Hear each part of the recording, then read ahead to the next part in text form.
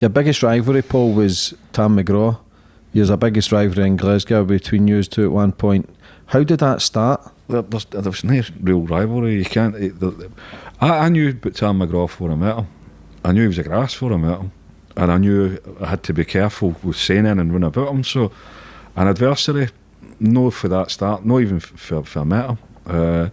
Might have had a lot of money, but if you take away some of the stuff that he'd been involved in, like the Doyle murders, 2 innocent guys, several innocent people getting convicted at it. Tommy Campbell ended up being related to me, married my cousin. And I always felt a rerun, that misfortune, a big fucking lumpy guy like Tommy going on hunger strike, get down to 7 stone to prove his innocence, fighting his corner all the way, and then you get this slippery bastard, McGraw, the fucking snake I called him. And I tried to say it in one word, and I couldn't say it in one word, so I'll repeat it again. He's a fucking snake, and people know what he done, and so did the coppers very early on, know what he's done. So you can't have a drugs war on ice cream vans when it was fuck all to do with drugs. It was to do with ice cream vans. It was to stop people doing the runs, and it was a personal dispute. So the rivalry with McGraw, we knew what he was all about. He was a dog, and it was just one of these things where newspapers play up to it. Mr. Big this, Mr. Big that. Mm-hmm. We only tolerated him because he had a fucking pub. That was all right. When Joe Hanlon was working with him. So, and I moved into an area thinking I was going away for D division. I ended up going for the frying pan right into the fucking fire. But apparently mine at Tam Bagan at the time, he made sure I was alright with it. I'll not forget Tam for that. And I always will. So Tam doesn't like getting mentioned and things like that, but I've got to mention this and wish him well and good luck in what he's done. Aye, the sort of papers. Tam Bagan, it is no Tam. Aye, so the papers blew it up because I've had Joe Steele on and TCO, and they spent over 20 years in prison for a crime they didn't commit. Seen loved ones dying while in prison. But on that aspect, James, I know I've seen your podcast, right? You think the police intelligence gathering, do you think they never knew? They never done it.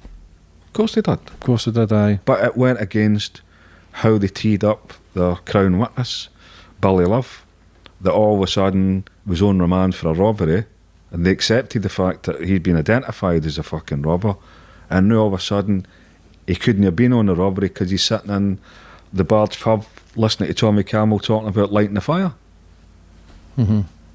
So they knew, they twisted it. Big case, man. That all these years on, the Doyle family still haven't got any closure as well. James, it's one of the situations where Tommy Campbell and Joe Steele always maintained their integrity all the way through it, because it wasn't for them to point fingers to people and say, I never done it, they fucking done it. I don't know if I could do that. I don't know if I'd have let him walk about, to be honest with you, but he did. He was a I'll not keep going on about it, he's not here now anyway. That shows you the strength for Joe and TC, strong men. It shows you the hold that McGraw had over his coppers, because they couldn't let him talk, because it's going to expose all the rest of them for fitting up Joe Steele and Tommy and Big Tamby and all the rest of them.